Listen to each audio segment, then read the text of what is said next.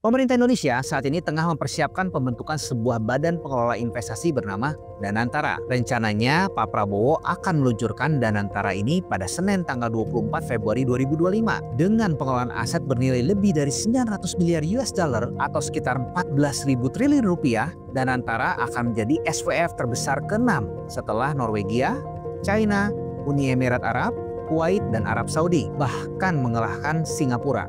Danantara diprediksi pengelolaan aset akan mencapai 15.547 triliun dalam beberapa tahun ke depan. Apakah Danantara ini akan menjadi game changer untuk mencapai target pertumbuhan ambisius di 8% yang digadang-gadang oleh Pak Prabowo?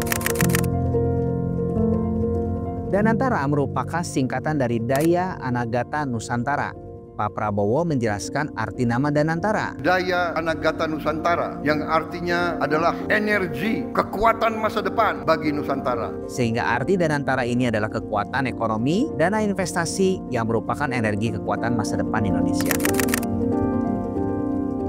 Sebagai pengelola investasi, Danantara yang mempunyai tagline untuk Indonesia Setara, ini mirip seperti Sovereign Wealth Fund atau dana kekayaan negara. SWF adalah dana investasi yang dimiliki dan dikelola oleh pemerintah suatu negara yang bertujuan untuk mengelola kekayaan negara dengan cara diinvestasikan dalam berbagai aset, baik di dalam maupun di luar negeri. Dana ini biasanya berasal dari surplus anggaran, pendapatan dari ekspor komoditas, hasil dividen perusahaan negara, atau cadangan devisa.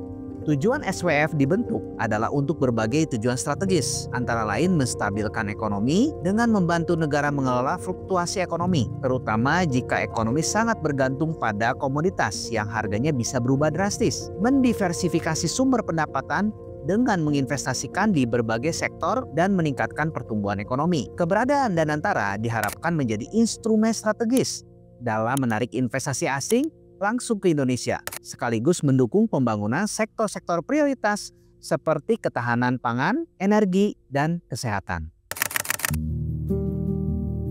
Rapat Paripurna DPR RI tanggal 4 Februari 2025 akhirnya menyetujui rancangan undang-undang tentang perubahan ketiga atas Undang-Undang Nomor 19 Tahun 2003 tentang Badan Usaha Milik Negara. Pengesahan ini menandai babak baru dalam pengelolaan BUMN. Dalam undang-undang tersebut tertera pembagian tugas Kementerian BUMN dan Danantara terhadap pengelolaan BUMN dan dinyatakan bahwa Kementerian BUMN dan Danantara menjadi pemilik seluruh BUMN. Sementara Kementerian Keuangan tak lagi memiliki kuasa atas BUMN. Dalam pasal 3E strip 3AA Undang-Undang BUMN, salah satunya menetapkan Kementerian BUMN sebagai regulator BUMN dan memiliki hak mengusulkan dan menyetujui agenda RUPS, meminta dan mengakses data dan dokumen perusahaan, menetapkan pedoman kebijakan strategis. Sementara itu, Danantara berperan sebagai eksekutor sekaligus sebagai holding operasional dan bisnis BUMN. Tugasnya adalah untuk melakukan pengelolaan BUMN dan kewenangannya adalah mengelola dividen holding investasi, holding operasional, dan BUMN. Menyetujui penambahan dan atau pengurangan penyertaan modal negara pada BUMN yang bersumber pada pengelolaan dividen. Menyetujui restrukturisasi BUMN termasuk peleburan, pengambil alihan,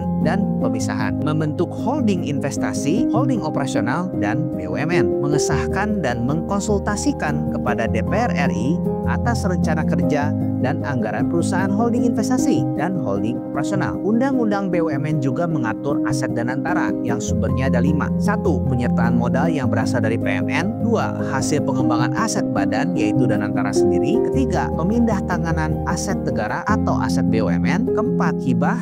Dan 5. Sumber lain yang sah. Disebutkan juga bahwa pihak manapun dilarang menyita aset Danantara. Adapun pemeriksaan terhadap kinerja Danantara hanya bisa dilakukan oleh akuntan publik yang terdaftar di Badan Pemeriksa Keuangan dan Kementerian BUMN. Dan juga diatur bahwa pengurus dan pegawai Danantara serta direksi, Dewan Komisaris atau Dewan Pengawas BUMN dapat terbebas dari pertanggungjawaban hukum apabila terjadi kerugian jika dapat membuktikan bahwa kerugian tersebut bukan karena kesalahan atau kelalaian dan telah melakukan pengurusan dengan itikat baik dan kehati-hatian sesuai dengan maksud dan tujuan investasi dan tata kelola. Dengan skema di atas, Danantara mempunyai banyak sekali fleksibilitas. Danantara bisa menjadi instrumen pengelolaan aset negara yang efektif asalkan dikelola secara profesional dan berorientasi pada imbal hasil investasi.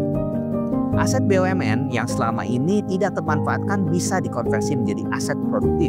Danantara juga bisa mengurangi intervensi politik dalam pengelolaan aset negara dan bisa memangkas negosiasi hingga persetujuan dari DPR yang membutuhkan biaya politik bahkan memakan waktu yang lama dan berbelit-belit.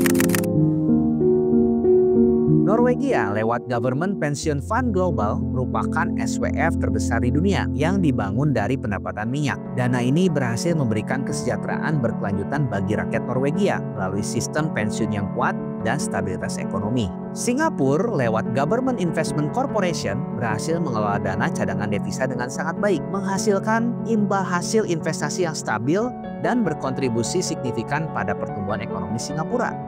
Uni Emirat Arab lewat Abu Dhabi Investment Authority yang berhasil mendiversifikasi ekonomi dari ketergantungan minyak dengan berinvestasi di berbagai sektor global, membantu menstabilkan ekonomi negara dan menciptakan sumber pendapatan berkelanjutan.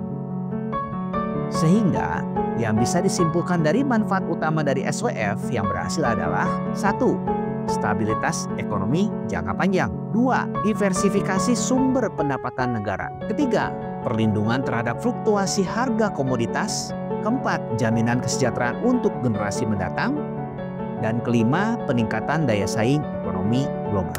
Namun tidak semua SWF berhasil mencapai tujuannya. Beberapa contoh kegagalan SWF di dunia antara lain Libya Investment Authority yang mengalami kerugian besar akibat korupsi dan manajemen yang buruk selama masa konflik politik. Venezuela National Development Fund juga gagal mengelola kekayaan minyaknya dengan baik yang berujung pada krisis ekonomi. Angola Sovereign Fund mengalami skandal korupsi besar yang mengakibatkan hilangnya miliaran dolar dari dana negara. Dan yang paling heboh dari tetangga kita yaitu Malaysia, kasus 1MDB atau One Malaysia Development Berhad yang merupakan salah satu skandal keuangan terbesar di Asia. Dana investasi negara Malaysia ini dibentuk tahun 2009 untuk pembangunan ekonomi, namun justru menjadi contoh kegagalan SWF akibat penyalahgunaan dana secara masif. Sekitar 4,5 miliar US dollar dari dana 1MDB diduga telah diselewengkan oleh pejabat tinggi negara dan rekanan mereka. Dana tersebut digunakan untuk membeli aset mewah, properti, kapal pesiar, dan bahkan mendanai film Hollywood. Mantan Perdana Menteri Najib Razak akhirnya dihukum penjara atas keterlibatannya dalam skandal ini. Kegagalan-kegagalan ini menunjukkan pentingnya tata kelola yang baik, transparansi, dan manajemen profesional dalam pengelolaan SWF. Pemerintah Prabowo menyiapkan pendanaan awal untuk Danantara sekitar 20 miliar US dollar atau sekitar 325 triliun yang diperoleh melalui penghematan anggaran. Namun berdasarkan Undang-Undang BUMN, modal awal Danantara dipatok minimal 1.000 triliun rupiah.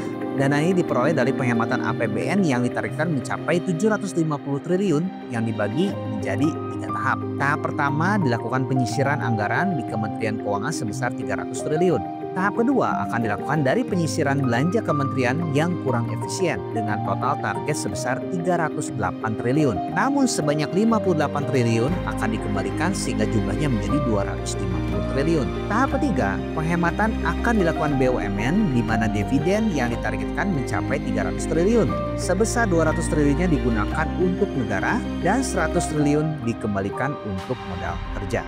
Di akhir tahun 2024, pemerintah memproyeksikan defisit anggaran dalam APBN 2025 mencapai 616 triliun.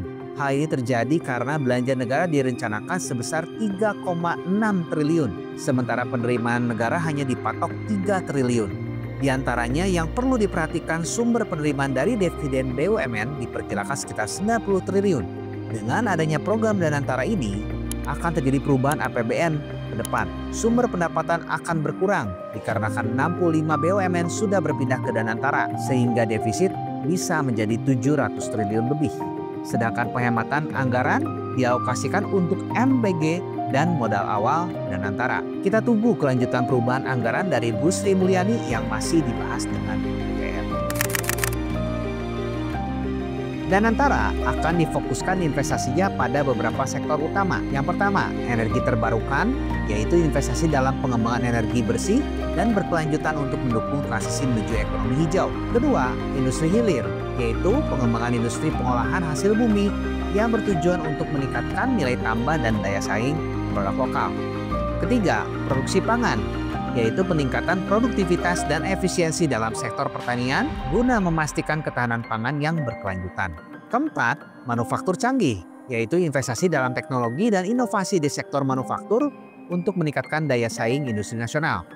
Dan kelima, menurut adik Prabowo, yaitu Bapak Hasim di salah satu forum ekonomi Danantara akan difokuskan juga untuk membantu pembiayaan program perumahan. Dan dana dari Danantara akan ditempatkan di bank yang mau ikut program perumahan. Pada tahun 1978, setelah bertahun-tahun negara mengendalikan semua aset produktif, pemerintah China memulai program reformasi ekonomi besar-besaran. Dalam upaya untuk membangkitkan raksasa ekonomi yang terbengkalai, pemerintah mendorong pembentukan perusahaan pedesaan dan bisnis swasta, meliberalisasi perdagangan dan investasi asing, melonggarkan kendali negara atas beberapa harga, dan berinvestasi dalam produksi industri dan pendidikan tenaga kerjanya.